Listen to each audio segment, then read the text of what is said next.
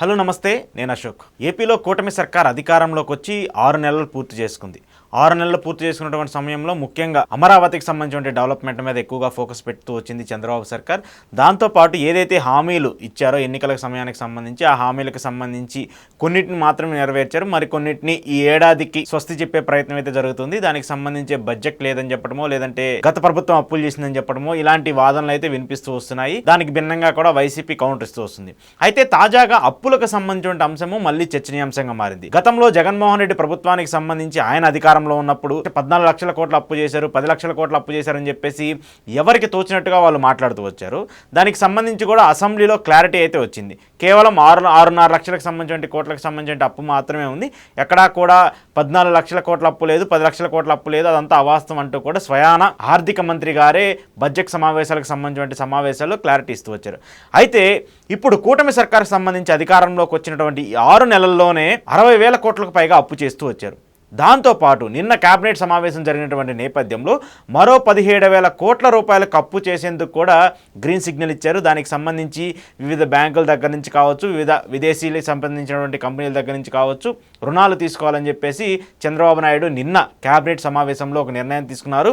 ఆ సమావేశానికి సంబంధించి నిన్న కేబినెట్ సమావేశంలో 17,000 కోట్ల రూపాయలకు సంబంధించినటువంటి అప్పును తీసుకోవాలని చెప్పేసి కేబినెట్ నిర్ణయించింది. దానికి సంబంధించి వివిధ బాండ్ల ద్వారా, వివిధ రూపాల ద్వారా ఈ యొక్క డబ్బునైతే సమకూర్చనుంది.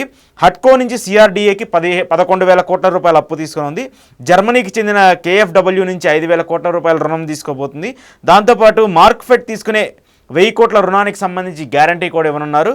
దానికి సంబంధించి సిఆర్డీఏకి సంబంధించి అంటే అమరావతి ఏదైతే డెవలప్మెంట్కి సంబంధించిన సిఆర్డీఏ ఉందో దానికి సంబంధించి 33,137 కోట్లతో 45 పనులకు గ్రీన్ సిగ్నల్ ఇచ్చింది నిన్న క్యాబినెట్ తీసుకున్నటువంటి నిర్ణయానికి సంబంధించి.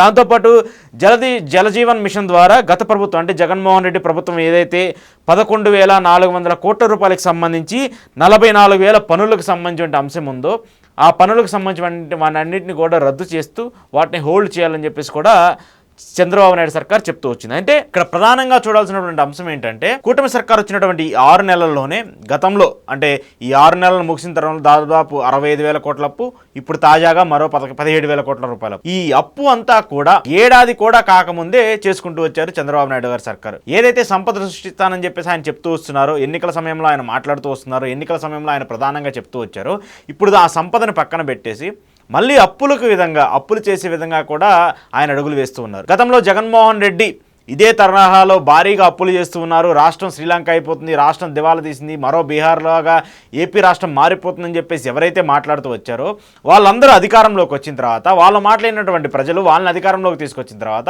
ఇప్పుడు వాళ్ళ వల్లే మళ్ళీ ఇప్పుడు రాష్ట్రం అప్పుల పాలైపోతుంది. మరి దీనికి కారణం ఎవరు? మరి దీనికి సమాధానం చెప్పాల్సింది ఎవరు? ఖచ్చితంగా చంద్రబాబు నాయుడు గారు మాట్లాడుతూ చెప్పాల్సింది కదా, పవన్ కళ్యాణ్ గారు మాట్లాడుతూ ఉండాల్సింది కదా, ఆయన క్లారిటీ ఇవ్వాలి కదా, మేము ఎందుకు అప్పులు చేస్తూ ఉన్నాము, దేని కొరకు అప్పులు చేస్తున్నాము అని ఆయన చెప్పాలి కదా. మరి ఇదే అప్పుడు గతంలో జగన్మోహన్ రెడ్డి చేసినప్పుడు మీరందరూ మాట్లాడుతూ వచ్చారు. ఆయన కనీసం సంక్షేమ పథకాలకు సంబంధించి అప్పులు ఇస్తూ వచ్చారు. అమ్మఒడి కావచ్చు, ఫీజు రియంబర్స్మెంట్ కావచ్చు, పెన్షన్స్కి సంబంధించిన అంశం కావచ్చు, వీటన్నిటి కోసం ఆయన క్లారిటీగా చెప్పారు. నేను అప్పులు చేస్తున్నాను, దాంట్లో ఉద్యోగులకు సంబంధించినటువంటి జీతాలకు సంబంధించినటువంటి ఇంత, అభివృద్ధికి సంబంధించినటువంటి ఇంత, సంక్షేమ పథకాలకు సంబంధించి ఇంత, ప్రతిదీ క్లారిటీ ఇస్తూ వచ్చారు. కానీ మీరు ఇప్పుడు తీసుకున్నటువంటి ఈ డబ్బు మొత్తాన్ని కూడా అమరావతి డెవలప్మెంట్కి అని చెప్పేసి ఇప్పటికే 50,000 కోట్లకు పైగా దానికి సంబంధించి రుణాలు తీసుకురావచ్చు, లేదంటే దానికి సంబంధించినటువంటి సెంట్రల్ గవర్నమెంట్ సంబంధించిన అక్కడ వాళ్ళు ఇచ్చినటువంటి ఫండ్స్ కావచ్చు, ఇవన్నీ కలిపి కూడా అమరావతి మీద పెడుతూ ఉన్నారు. అఫ్కోర్స్ ఖచ్చితంగా ఏపీకి రాజధాని కావాలి, రాజధానికి సంబంధించి ఒక రూపురేఖలను అయితే తీసుకురావాలి. కానీ ఎంతవరకు ప్రజలకు సంబంధించి, ప్రజా ప్రయోజనాలకు సంబంధించి, ప్రజలకు సంబంధించిన మార్గాలకు సంబంధించి, వాళ్ళకి కావాల్సినటువంటి ఉపాధికి సంబంధించి ఎంతవరకు చర్యలు జరుగుతూ ఉన్నాయి? అప్పు చేయడంలో తప్పు లేదు, ఖచ్చితంగా ప్రతి రాష్ట్రం అప్పు చేస్తూ ఉంది. ఆర్థికంగా స్థిరంగా ఉన్నటువంటి రాష్ట్రాలే అప్పు చేస్తూ ఉన్నాయి. హైదరాబాద్కి సంబంధించి ఇంత ఆర్థిక వ్యవస్థ ఉన్నటువంటి హైదరాబాద్ సంబంధించిన తెలంగాణ రాష్ట్రమే అప్పు చేస్తూ ఉంది. అప్పులు చేయడంలో తప్పులేదు. కానీ గత ప్రభుత్వంలో మీరు ఎలాంటి వ్యాఖ్యలు అయితే చేశారో, గత ప్రభుత్వం మీద మీరు ఎలాంటి ఆరోపణలు అయితే చేశారో దానికి సంబంధించి ఇప్పుడు మీరు కూడా అదే ప్రక్రియలో అదే దోవలు చేస్తున్నారు కదా, అంతకు మించి ఇంకా జరుగుతుంది కదా అనేటువంటిది ఇక్కడ ప్రధానంగా వస్తున్నటువంటి ఆరోపణ. సో నిన్న జరిగినటువంటి కేబినెట్ సమావేశానికి సంబంధించి చూసుకుంటే మరో 17,000 కోట్ల రూపాయల అప్పు తీసుకునేందుకు కేబినెట్ అయితే నిర్ణయం తీసుకుంది. దానికి సంబంధించి నేను ఇందాక చెప్పినట్టు వివిధ బ్యాంకుల ద్వారా నుంచి, వివిధ సంస్థల ద్వారా నుంచి, వాటి దగ్గర నుంచి రుణం తీసుకొని మళ్ళీ ఆ భారాన్ని ప్రజల మీదే మోపేందుకు కూటమి సర్కార్ కూడా సిద్ధమైనట్టు అర్థమవుతుంది. దీనికి సంబంధించి ఎంతవరకు ఇంట్రెస్ట్ రేట్ ఉంటుందా, లేదంటే ఎంతవరకు అంటే ఏ ప్రాతిపదికన ఆ బ్యాంకులు రుణాలు ఇస్తాయా, ఆ సంస్థలు రుణాలు ఇస్తాయా తెలియాల్సినప్పటికీ కూడా మళ్ళీ ప్రజల మీద ఈ 7 నెలల్లోపే దాదాపు 80,000 కోట్ల రూపాయల అప్పుని ఏపీ ప్రజల నెత్తి మీద పెట్టింది కూటమి సర్కార్ అనేది అర్థమవుతుంది.